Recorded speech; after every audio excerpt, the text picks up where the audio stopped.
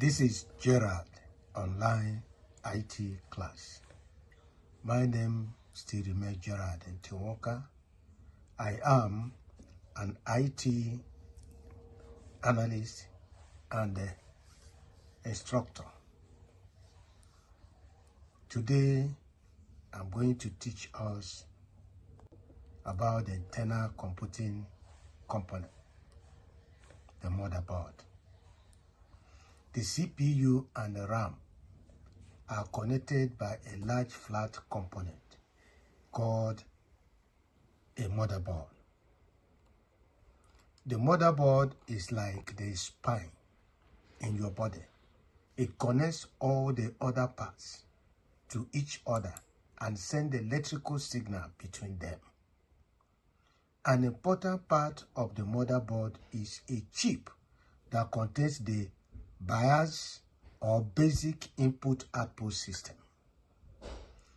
The BIOS is like your brainstem, which controls basic functions like heart rate and respiration.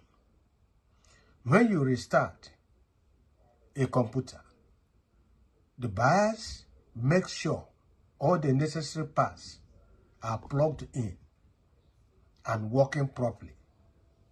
Then tell the operation system to start loading. The power supply.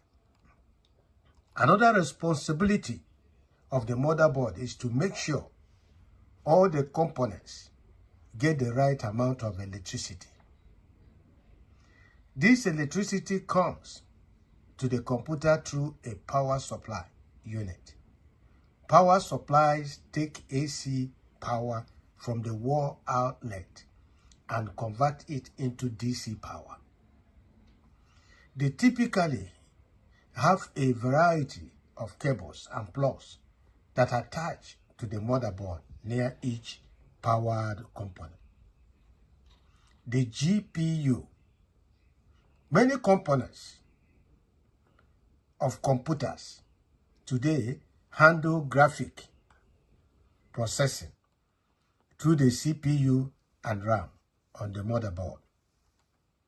This is called integrated graphic and is adequate for most users. However, activities like gaming, video editing, and 3D animation require a second processor that's dedicated specially to graphic processing. This is called a GPU or graphic processing unit.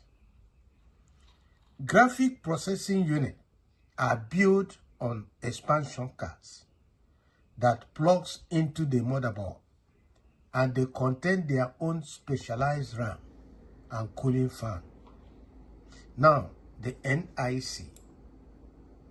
Today, most computers need to connect to the internet.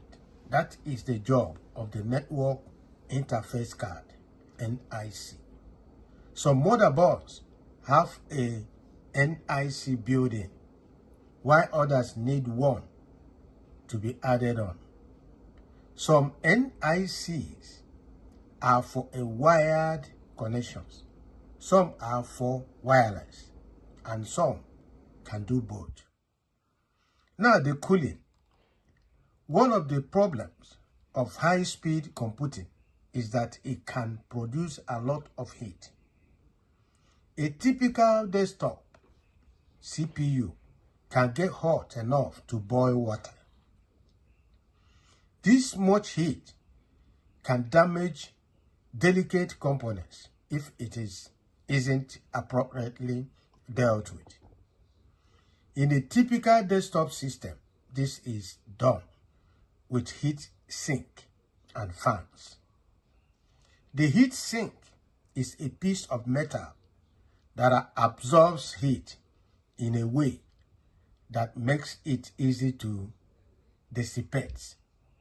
Heat travels up to heat sink into thin branches, which minimize its contact with the air. Then Fans throughout the system replace the hot air inside the machine with cool air from the outside. Click the like button and comment. Subscribe to our channel.